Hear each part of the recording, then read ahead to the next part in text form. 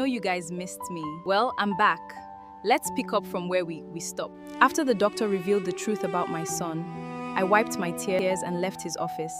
When I saw my son, he asked if I had been crying, but I lied. I specifically instructed him not to come into the doctor's office without calling me first. I showed him where to go for the tests, and I also told him to call me when he was done. He agreed and went on his way, while I went back into the doctor's office. I said to the doctor, "Before I tell you anything, promise me that no one will hear about this.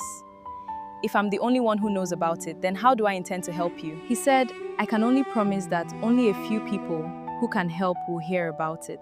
Okay. "But how did you know that Jacob is my son and not my brother?" I asked him. He replied, "That's because I'm the doctor who delivered your baby. But you were too young and in too much pain to remember my face.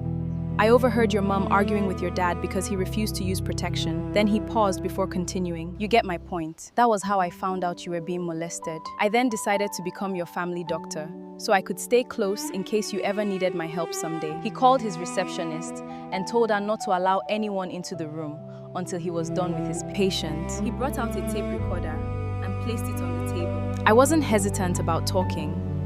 I needed a normal life, and I was tired of hating others for no reason. So I began speaking. When I was 7 years old, my dad and mom walked into my room. My mom told me whatever was going to happen that night was normal. My mom told me that even girls my age experience such with their parents, but they never told anyone. My mom asked me if any of my friends has ever told me. I innocently said no. She told me not even my siblings are supposed to know about it. I didn't understand what they wanted to do, but I already promised them and myself that I won't say a word to a soul. That night, my mom sat down at the edge of my bed, while my dad, he began doing things that made me feel confused and uncomfortable. He crossed boundaries that no child should ever have to experience. I was too young to understand what was happening. My mom watched, but she didn't do anything or even say anything. She gave him something to use. My dad forced me to do something that made me feel completely helpless.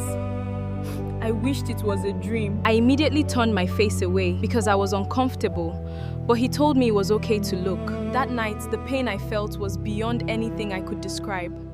I screamed at the top of my voice. I begged and called out to my mom, but she only told me that the pain would lessen with time and that I was hurting so much because it was my first time. There were times when the pain became so unbearable that I felt like I couldn't go on anymore. I was hurting so badly, yet I had no one to confide in.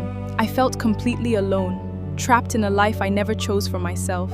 I hated my mother and father for what they did to me.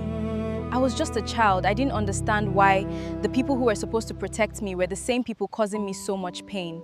At such a young age, I was forced to endure things no child should ever have to experience. I learned how to hide my pain, how to smile when I wanted to cry, and how to pretend everything was fine when, deep down, I was completely broken. Every day, I kept asking myself, what did I do to deserve this?